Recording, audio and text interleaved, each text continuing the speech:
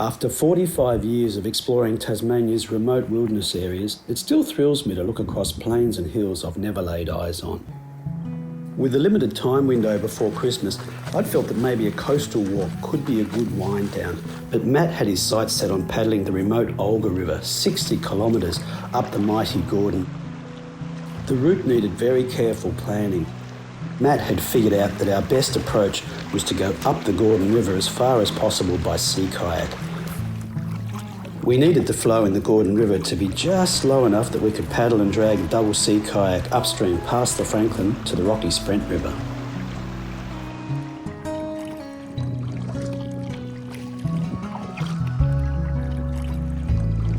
We powered up through the lower rapids, and for some of them we had to get out and drag the double sea kayak up with the water up to our knees and sometimes our hips.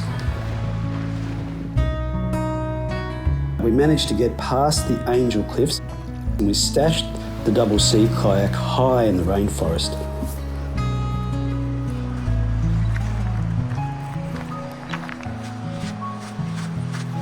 We climbed steeply up the forested spur that separates the Sprent River from the Gordon River. It took us all of the afternoon to finally break out onto the button grass plains on the rim of the Percy River Valley. We took the very first possible campsite we could find because it was an exhausting day. We try to keep fit for trips like this because carrying heavy loads with boats up through steep, untracked forest is really difficult. This plateau south of the Rocky Sprent River is now seldom visited, but back in the 1930s, the Morrison family had a track up here for horses to pull hewn pine logs from the upper Sprent and the Percy rivers. This is the Morrison's Shoe Road. So where does it go now? Cut the slide logs down. I'll follow this. What a find. I knew also that the piners had been active in the lower hole. The only record of a descent in recent decades was an epic trip by Neil Thomas in the 1990s. It had taken Neil 8 days from the headwaters of the Olga to the Gordon River, and he described finding a natural arch spanning the river which he had swum through to explore. Neil sadly drowned on the Crossing and Davey River system a year later, and the tunnel was named after him. The Olga has long fascinated me. On maps, it is bordered by a straight line of hills along a valley that extends 50 kilometres south to Port Davey. Although not a big river, it has some remarkable history. It was named by explorer Innes in 1896 after his daughter. Innes had been trying to forge a direct route west along the Gordon, but gorges had forced him south to cross the Olga and join a track cut by a surveyor, David Jones. Jones' party had taken 4 months in 1881 to cut a track 60 kilometres through to the Arthur Plains, experiencing all sorts of inclement weather having started the walk in June. Ultimately, a search party was sent to find and reprovision them near Lake Pedder. Last summer we had followed the lower end of Jones's route from Lake Pedder over Mount Giblin and through Jones's Pass.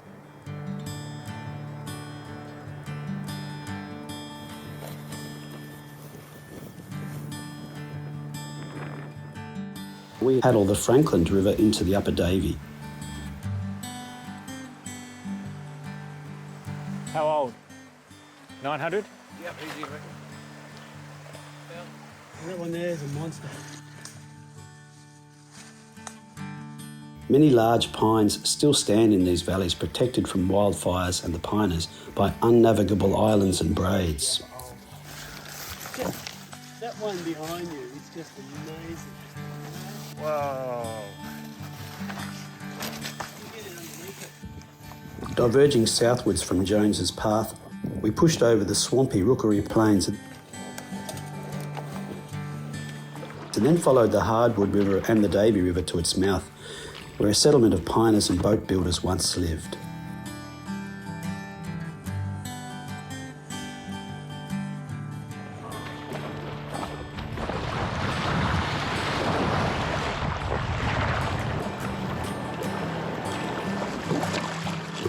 With that background, it seemed fitting that we would close the year following Jones's footsteps up onto Mount Charles, which he had used to survey his route. One final epic from the Olga is the 1959 solo attempt by Alex Skonika. Starting from Lake Pedder with 21 days' food, he crossed from the Wilmot Range to the river's headwaters. At times, he covered only 2 to 3 miles in 12 hours. Wet, starving and exhausted, he eventually abandoned the Olga and climbed onto the Charles Range, crossing the plains where we now stood to get to the Gordon. To his delight and relief, Reg Morrison had placed food in a dinghy so he could escape downriver. We made good progress up onto the Charles Range. Matt couldn't help temporarily resurrecting the decommissioned trig point on the northernmost high point. But our main focus was on progressing to the southern high point called Mount Lewis and finding whatever water we could in soaks.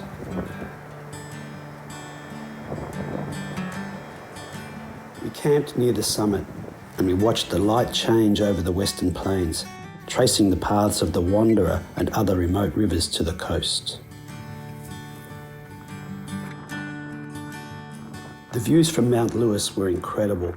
Although modest in size, it's one of the most prominent peaks in the far southwest. And from the top you can look up all the major river valleys and make out familiar features like Frenchman's Cap and Mount Rufus in the state's centre, Mount Wedge and the Snowy Range to the east, and the distant Arthur Ranges down the long valley of the Olga and Davey River, not to mention the incredible views out to the coast in the west. Mount Lewis forms the border of the national park, but the wildlands extend beyond here and they should be protected too. Our planned route south took us first over the dissected ridges off Lewis, then into country burnt in the 2013 and 2019 bushfires. We soon looked like chimney sweeps, but the diversity of regrowth was impressive, though in some areas the scene was still like a moonscape. We spent the night on a prominent high point south of Mount Lewis, looking across to Moore's Lookout. The sun set straight down the valley of the Wanderer, but its glow carried on until nearly 10 p.m. before an incredible sea of stars lit the sky. Near us and adjacent to Moore's Lookout is a prominent knoll with the name of Jones Mistake. 2 years before Jones' visit, T.B. Moore had cut a route south to Kelly Basin at Port Davey, mapping and naming many of the features of these plains, including the Wanderer and Spiro rivers. He stood on the prominent lookout that now bears his name as he planned his route further south. When Jones arrived in 1881, it was winter, and they experienced poor weather, including snow at this low altitude.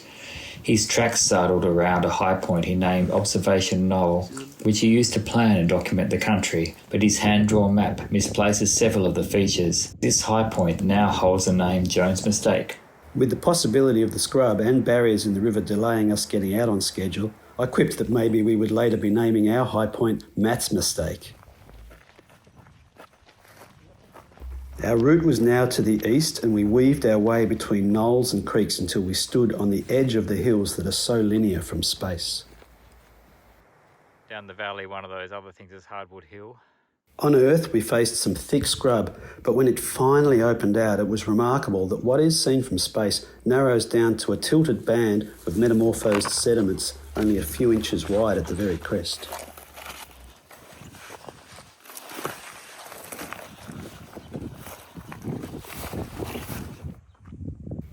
The river looked deceptively close across the flat plains, but it was another hour of hard work through scrub before we stood looking into a chasm where it cut through the limestone bedrock. 5 hard days of slog to get here.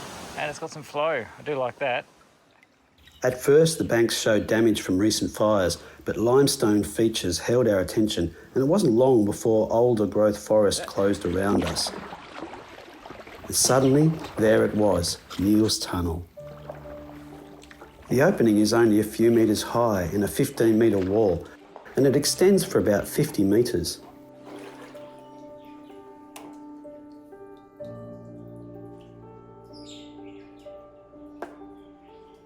The tunnel itself is an hourglass shape, funneling to a central chamber less than a metre above the water, before opening back out in a long exit tunnel.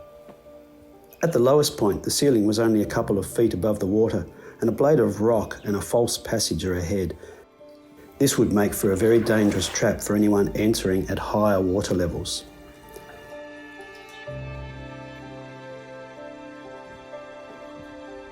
Almost as remarkable as the arch itself was that there were no logs blocking its entrance. We wondered if it's self-clearing as we'd passed numerous log jams upstream. Could have been the Erebus, couldn't it?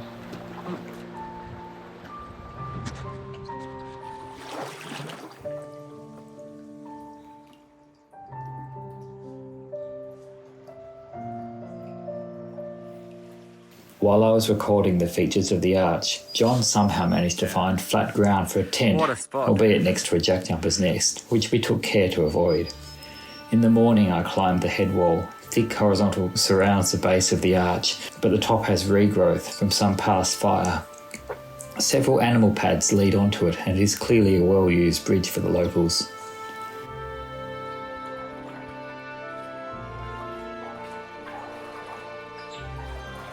Our planned route allowed for 2 days from the arch to the Gordon River.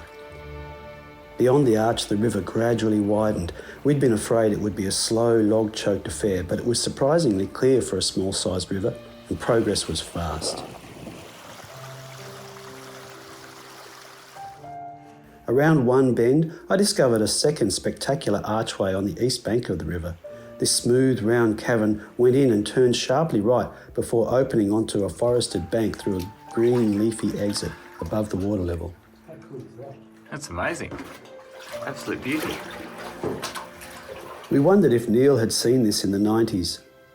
The heavier gear available to him at that time meant he had waded a lot of the river, and he didn't inflate his boat until lower down, so he may not have discovered this arch's secrets.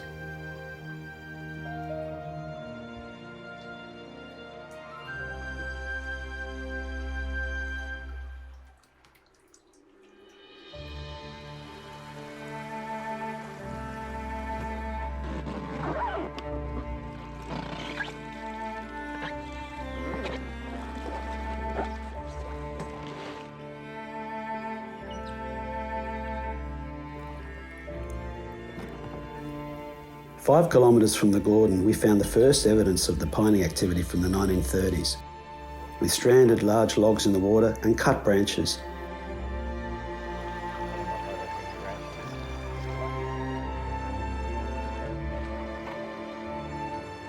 The piners had been selective though, leaving many of the picturesque smaller trees as well as the large ones that had defects.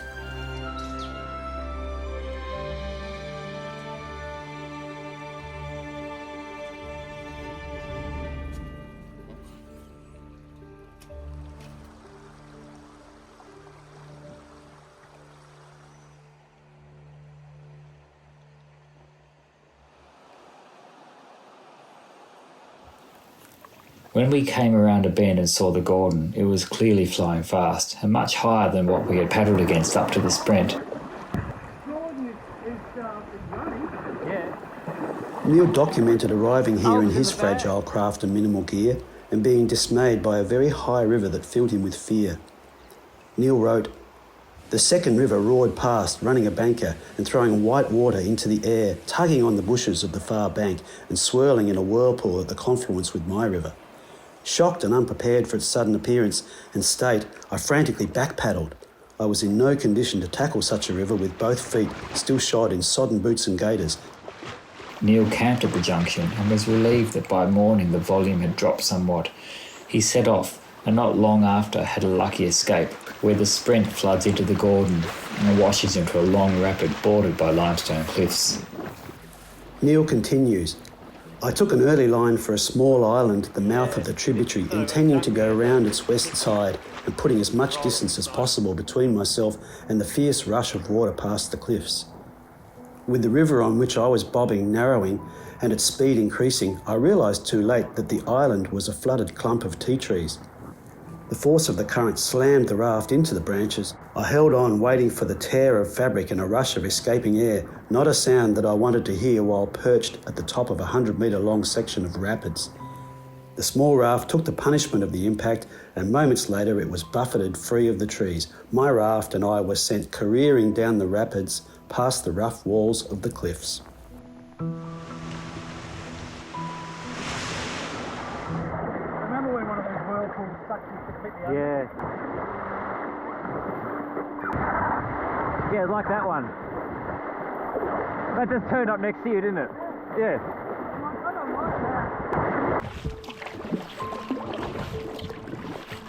Neil made it downstream to continue on his journey to the Wanderer River. We had no such misfortunes, enjoying the fast and easy travel in bright afternoon sun back to the Sprent River, where we transferred back to a double sea kayak. Lovely light.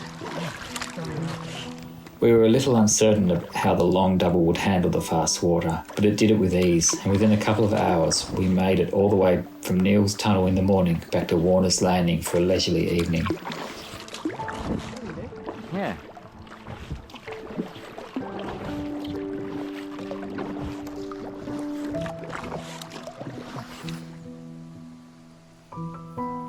Our final day was a stunner with cool, still air, clear skies and water like glass.